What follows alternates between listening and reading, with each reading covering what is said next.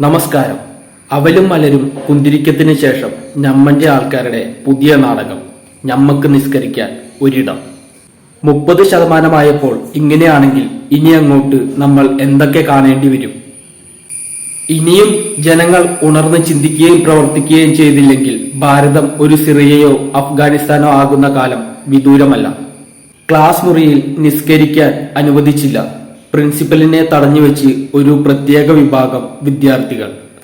സംഭവം മൂവാറ്റുപുഴ നിർമ്മല കോളേജ്. അതിന് നിർമ്മല കോളേജ് വല്ല മദ്രസയോ മറ്റോ ആക്കിയോ? ഇല്ലല്ലോ. പ്രാർത്ഥിക്കാൻ മുട്ടുന്നവർ അതിനുള്ള സ്ഥലങ്ങളിൽ പോണം. നിസ്കരിക്കണം എന്നുള്ള പെൺകുട്ടികൾക്ക് അടുത്തുള്ള മോസ്കിൽ പോയി നിസ്കരിച്ചാൽ പോരെ? അയ്യോ, അത് പറ്റില്ല.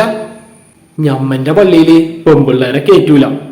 അത് മറ്റുള്ളവരുടെ കുഴപ്പമാണോ? മാറേണ്ടത് നിങ്ങൾ തന്നെയല്ലേ. മാറേണ്ടത് നിങ്ങളുടെ 6-ാം നൂറ്റാണ്ടിലെ ചിന്താഗതികളും രീതികളും അല്ലേ? ശരിയല്ലേ?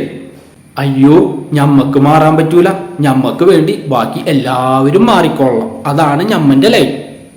പെൺകുട്ടികളെ മോസ്കിൽ കയറ്റില്ല എന്നതാണ് കോളേജിൽ ഈ സമര നാടകം നടത്താനുള്ള പ്രധാന കാരണം. അങ്ങനെയെങ്കിൽ ആ മോസ്കിൽ സമരം നടത്തി പെൺകുട്ടികൾക്ക് അവിടെ പ്രവേശനം അനുവദിപ്പിക്കുന്നതല്ലേ ഹീറോയിസം? ഒരു മാനേജ്മെന്റ് സ്കൂളിന്റെ ഉദ്ഘാടനത്തിന് ഗണപതി ഹോമം നടത്തിയതിന് അവിടേക്ക് സമര കോലാഹലങ്ങളുമായി പോയ കുറച്ചു പേരുടെ നാടാണ് ഇതെന്ന് കൂടി നമ്മൾ ഓർക്കണം. അന്ന് അവിടേക്ക് സമരവും കോലാഹലങ്ങളും ഒക്കെയായി പോയ വരാഹത്തിലുണ്ടായ ശ്വാന സന്തതികളൊന്നും ഈ സംഭവങ്ങളൊന്നും അറിഞ്ഞിട്ടേയില്ല. നിർമ്മല കോളേജ് ഒരു ക്രിസ്ത്യൻ മാനേജ്മെന്റ് കോളേജാണ്. അവിടെ പഠിക്കുമ്പോൾ അവരുടെ നിയമങ്ങളും രീതികളും പാലിക്കാൻ പറ്റുന്നവർ മാത്രം അവിടെ പഠിക്കുക. അല്ലാത്തവർ അങ്ങോട്ട് പോകണ്ട, അവിടെ പഠിക്കുകയും വേണ്ട.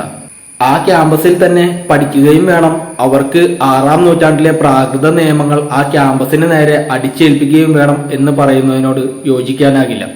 ഇത്തരം രീതികൾ നിർബന്ധമാണ് എന്നുള്ളവർ അത്തരം രീതികളുമായി മുന്നോട്ട് പോകുന്ന ക്യാമ്പസുകളിൽ മാത്രം പഠിക്കാൻ പോവുക. ശുഭദിനം.